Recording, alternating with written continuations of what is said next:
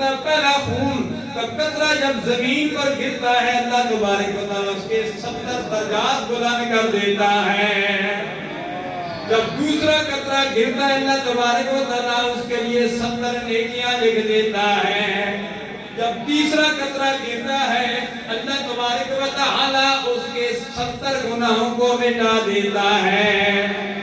المختصر یہ جب اللہ تبارک و تعالیٰ کا بندہ قربانی کرتا ہے 10واں قطرہ گرتا ہے اللہ تبارک و تعالیٰ اس کے لیے لکھ دیتا ہے کہ اے فرشتوں لکھ دو میں نے اس کو جہنم کی آگ سے آزاد کر دیا ہے. مختصر یہ کہ جب 20واں قطرہ گرتا ہے اللہ تبارک و تعالیٰ فرشتوں سے فرماتا ہے اے فرشتوں لکھ دو قیامت کے دن اس کو نامہ اعمال اس کے دائیں ہاتھ میں دیا جائے گا. یہ میں نے مختصر ایک 3 پر پھر 10 پر پھر میں نے سلام لگائی 20 پر پہنچ گیا. ساری تفصیل نہیں بتائی. بعض دفعہ گھنٹے کی تقریب منٹ میں کرنی پڑتی ہے, 1 منٹ کی بات جو ہے 10 سیکنڈ میں کرنی پڑتی ہے. یہ حقانی ناچیز کا یہ اپنا یہ طریقہ کار ہے.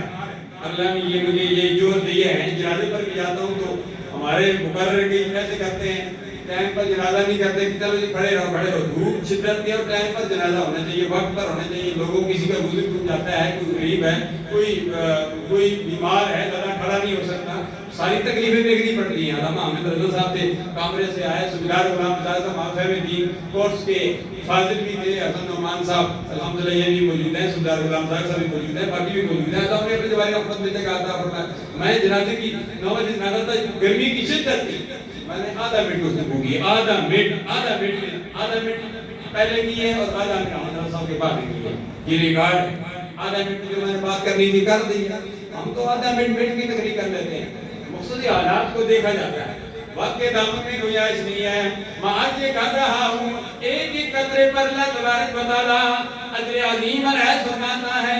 اسی طرح جب قربانی کا گوشت بندہ تقسیم کرنے کے لیے غریب کے پاس جاتا ہے, مسکین کے پاس جاتا ہے, سادات کرام کے پاس جاتا ہے, یتیم کے پاس جاتا ہے, کسی مدرسے کے پاس جاتا ہے, کسی مستحق کو دینے کے لیے جاتا ہے, جب وہ پہلا قدم اٹھاتا ہے کہ میں یہ قربانی کا گوشت کسی مستحق تک پہنچا دوں, اللہ تبارک و تعالیٰ فرماتا ہے فرشتوں لکھ دو اس نے حج کے لیے سفر کرنا شروع کر دیا ہے.